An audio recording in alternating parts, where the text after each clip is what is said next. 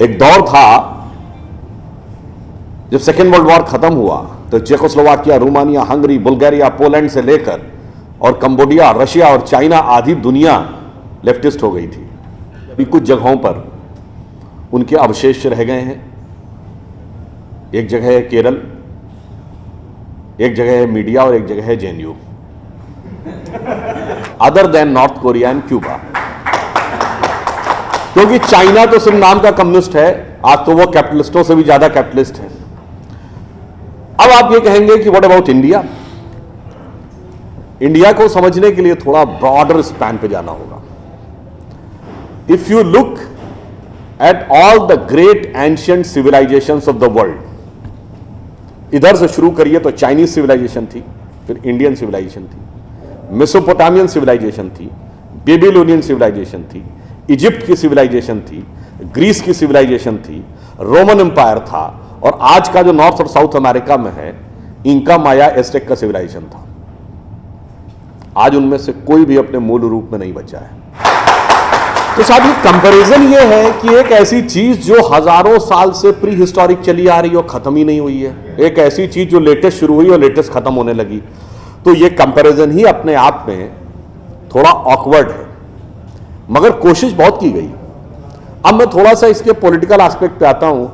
ये Naxalism at the door step और in the urban area शुरू कहां से हुआ? भारत के इतिहास की पहली माइनॉरिटी गवर्नमेंट कौन थी? श्रीमती इंदिरा गांधी की सरकार थी, जो 1969 में कांग्रेस के डिवीजन के बाद माइनॉरिटी हो गई। और उस माइनॉरिटी गवर्नमेंट को सपोर्ट कर कर किसने बचाया सेंटर में? लेफ्ट पार्टीज ने, कम्युनिस्टों ने। ये तो हमको पता है, बहुत से लोगों को, आज की जनरेशन को शायद नहीं पता होगा। हमारे दिमाग में माइनॉरिटी गवर्नमेंट नरसिम्हा राव से शुरू होती है, हम लोगों के जमाने में। अब इंदिरा जी के जमाने में जब माइनॉरिटी गवर्नमेंट आई और लेफ्टिस्टों ने उसे सपोर्ट करके बचाया, तो उस जमाने में थोड़ा सा मैं उनको क्रेडिट दूंगा कि भाई आज का जमाना होता तो कहता कोई बढ़िया वाला विभाग दे दो जिसमें कि अच्छा धनोपार्जन हो सके। पर उन्होंने बहुत ही समझदारी और चालाकी से काम लिया। आप देखिए बदले में लेट 60s और अर्ली 70s में हुआ क्या क्या। प्रीवी पर्स खत्म हुआ, फंडामेंटल राइट्स में राइट टू प्रॉपर्टी खत्म हुआ, बैंकों का नेशनलाइजेशन हुआ, पब्लिक सेक्टर अंडरटेकिंग्स बनी, यानी इंडस्ट्रीज का नेशनलाइजेशन हुआ, कमिटेड जुडिशरी की बात हुई, और finally preamble of the constitution, जिसको डॉक्टर अंबेडकर ने कहा था संविधान की आत्मा है, इसे कभी बदला नहीं जाएगा, उसमें सोशलिस्ट और सेकुलर वर्ड जोड़ दिया गया। यानी समर्थन के बदले में उन्होंने बहुत कुछ अपना सेटअप बना लिया उन कुछ सालों में।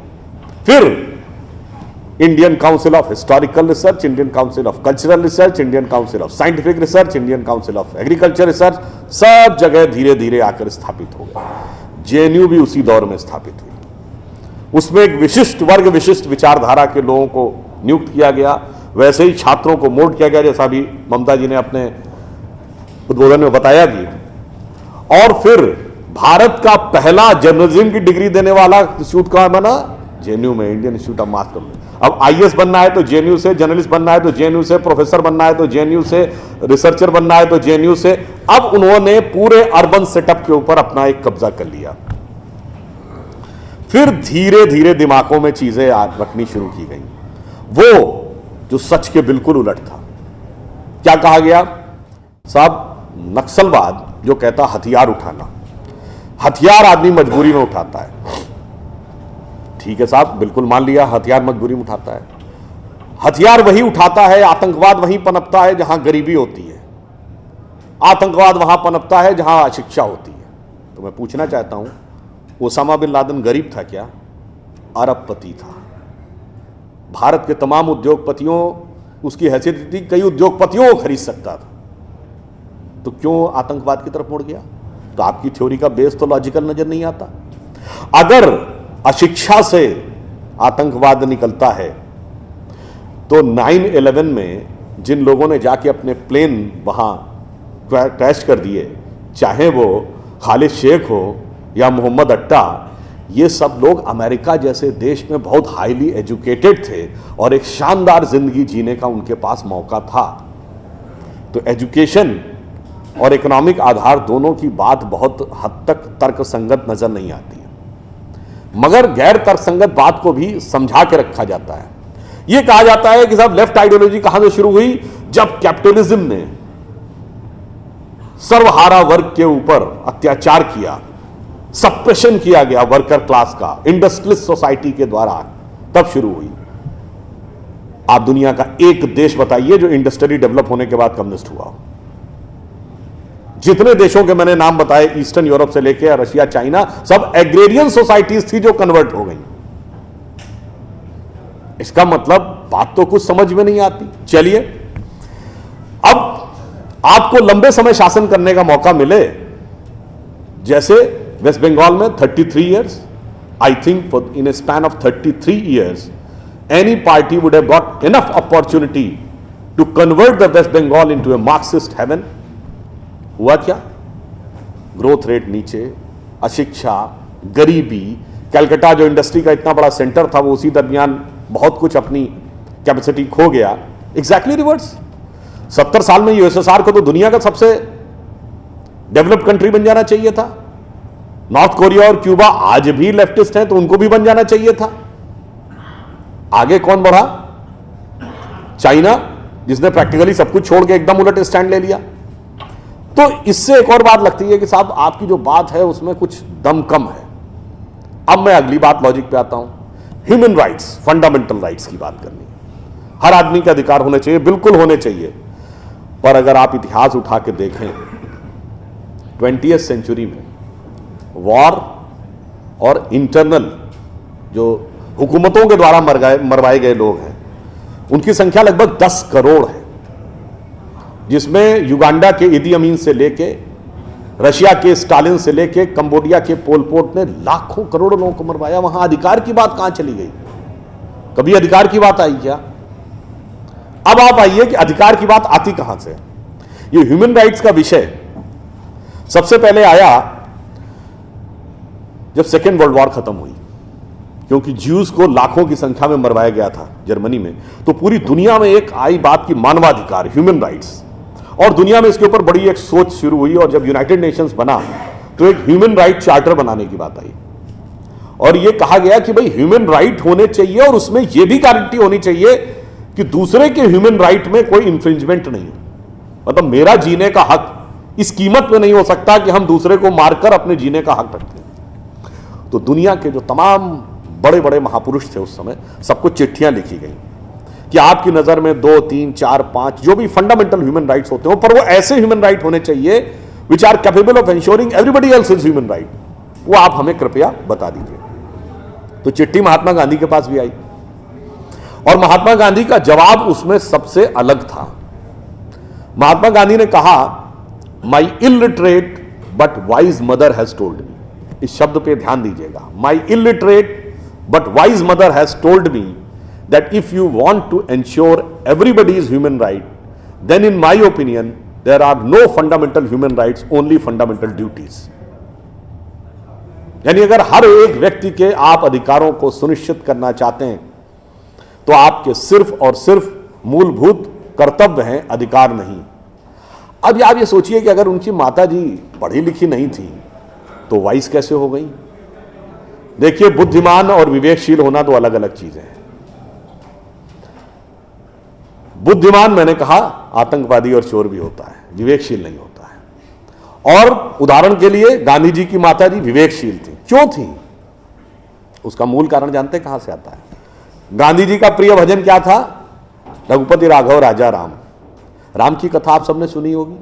पूरी की पूरी राम कथा में हर जगह सिर्फ और सिर्फ कर्तव्य है। पिता का पुत्र के प्रति कर्तव्य, भाई का भाई के प्रति कर्तव्य, पति और पत्नी का दूसरे के प्रति कर्तव्य, राजा का प्रजा के प्रति कर्तव्य, मित्र के साथ कर्तव्य, सबका कर्तव्य। अधिकार की बात केवल एक जगह आती है। कब? जब केकई ने कहा राजा दशरथ से कि वो जो आपने 3 वरदान दिए थे ना, मुझे अब प्रयोग करने का अधिकार चाहिए। और सारी की सारी समस्या की शुरुआत वहीं से होती है। ये वो मूल कारण था जो गांधी जी की माता जी ने कहा कि illiterate but wise mother has told मी। अब इसी में मैं आपको एक बात बताता हूं। मैं अर्बन नक्सलिज्म पे भी आता हूं।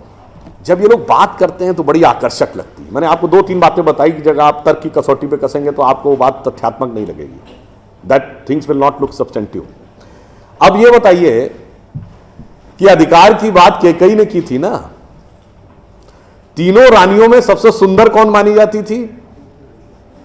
कैकेयी। जो चीज सबसे आकर्षक होती है विनाश के अक्सर सूत्र उसी में बचे होते हैं। कैकेयी की सबसे प्रिय दासी या साथी कौन थी? मंथरा, जिसको कुबड़ी कहा जाता है। सबसे विकृत चीज, सबसे आकर्षक चीज के पीछे छुपी होती है। और मैं दूसरा उदाहरण आपको देता हूं, सबसे खतरनाक चीज भी कैसे आती है। राम कथा में उदाहरण है, रावण ने जब सीता जी का हरण किया तो वो राक्षस के वेश में आया था क्या? साधु का वेश धर के आया था। मगर वो कह रहा था बस लक्ष्मण रेखा पार करो, लक्ष्मण रेखा पार करो। और सीता जी ये सोचकर कि हम तो अच्छा काम करने जा रहे हैं, ये तो एक अच्छा चैरिटेबल काम है, और वो जैसे ही लक्ष्मण रेखा पार करती हैं और उसका असली स्वरूप समझ में आता है। ठीक यही ये अर्बन नक्सलिस्ट करते हैं। आपको एक साधु का आवरण ओढ़ के आते हैं, कहते हैं महान कार्य है, समाज सेवा का कार्य है, इसमें आप जुट जाइए, और एक बार आप अपनी लक्ष्मण रेखा क्रॉस करके वहां पहुंचे तब आपको समझ में आता, मगर तब आप चाहकर भी उसके चंगुल से छुटकारा पाना बहुत मुश्किल है। अब मैं एक और बात कहूंगा, ज्यादा विस्तार में न जाते हुए, इसके फंडामेंटल्स क्या है। देखिए, लेफ्ट और राइट की जो आइडियोलॉजी है पूरी दुनिया में है। अब दोनों में एक एक अच्छाई भी है। मैं देखिए किसी चीज नहीं कह रहा हूं, सब में बुराई है। राइटिस्ट आइडियोलॉजी है, जो कैपिटलिस्ट आइडियोलॉजी, वो कहती है कि हम ग्रोथ की इनॉर्मस अपॉर्चुनिटी देते हैं, जितना चाहो उतना ग्रो करो, अरबपति बन जाओ, खरबपति बन जाओ, कोई समस्या नहीं है। उसका फायदा क्या है? वो आपको मोटिवेशन देती है ग्रो करने का। इसलिए आप देखिए साइंटिफिक डिस्कवरीज और ये सब चीजें इस ढंग की सोसाइटीज में ज्यादा होती हैं। माइनस पॉइंट क्या है साहब? हम रोटी की गारंटी सबको नहीं देते। हमारे यहां कोई भूखा भी होगा, भूखा मरने वाला भी होगा, और सड़क पे भीख मांगने वाले भी होंगे। लेफ्ट ये कहता है जी सबको रोटी, कपड़ा, मकान, रोटी सबको इंश्योर करेंगे, मगर ग्रोथ की गारंटी नहीं देंगे। इसलिए जितनी लेफ्टिस्ट आइडियोलॉजी वाले देश हुए, शुरुआत में एक स्टेज तक जाके ग्रो किए और फिर वो स्टैग्नेशन के शिकार में होकर खत्म हो गए। क्यों? मानव मस्तिष्क का जो मूल स्वभाव है, रोटी, कपड़ा और मकान हमारी आवश्यकता है, पर वो हमारा अंतिम आवश्यकता नहीं है। जैसे ही वो पूरी होती तब हमारे मन की अन्य भावनाएं आती हैं और वहां पे लेफ्टिस्ट आइडियोलॉजी क्रम्बल कर जाती है। अब मैं आपसे पूछूं कि ऐसी कोई व्यवस्था जहां पर कि दोनों चीजें हो, यानी ग्रोथ की नॉर्मस अपॉर्चुनिटी भी हो और हर व्यक्ति को रोटी, कपड़ा, मकान भी अवेलेबल हो, वो कहां था? तो सिर्फ भारत में था। कैसे?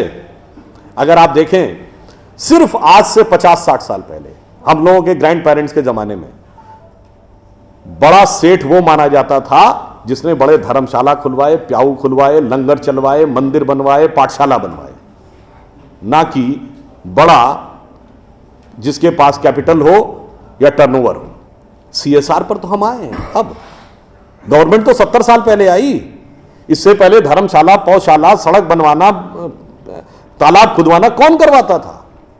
और वही बड़ा माना जाता था। आप देखेंगे वेस्ट में धार्मिक स्थलों में लंगर की परंपरा नहीं है, हमारे यहां है।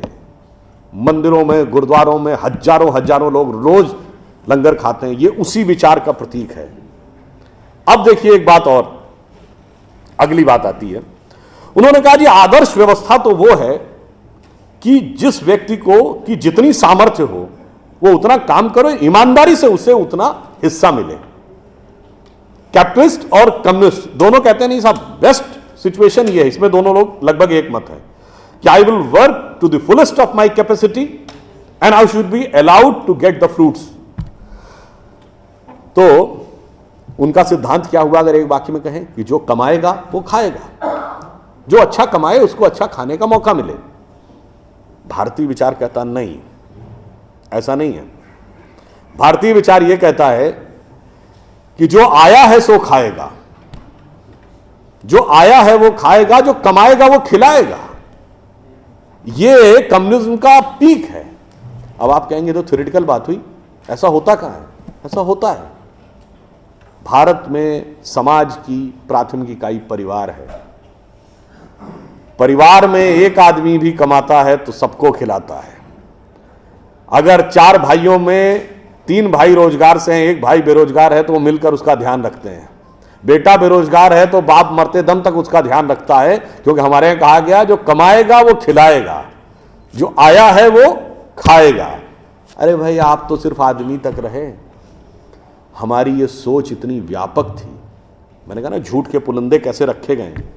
अगर आप लोगों से बहुत को ध्यान हो तो जब पितृपक्ष आता है, श्राद्ध पक्ष, जिसमें पूर्वजों के लिए किया जाता है, तो उस दिन, जिस दिन आप अपने पूर्वजों का तर्पण करते हैं, उस दिन क्या होता है, 3 खाने के हिस्से निकाल के रखे जाते हैं। किसके लिए?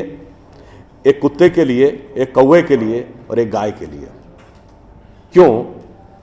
हमारे यहां गाय देवतुल्य पशु माना गया है, हाईएस्ट पेडेस्टल पे है। कुत्ते को शमशान का के देवता भैरव का वाहन माना गया है, एंड ऑफ द लाइफ की तरफ दर्शाता है। और कौवा उस प्रकार की श्रेणी का जंतु है जो कि तमाम गंदगियों को साफ करता है। यानी हम सिंबॉलिकली ये कह रहे हैं कि अगर भगवान ने हमको सबसे developed creature of the earth और ऑफ द यूनिवर्स बनाया है, तो लोएस्ट से लेके हाईएस्ट तक हर आदमी का ख्याल रखना हमारा कर्तव्य है, हर जीव जंतु का ख्याल रखना है।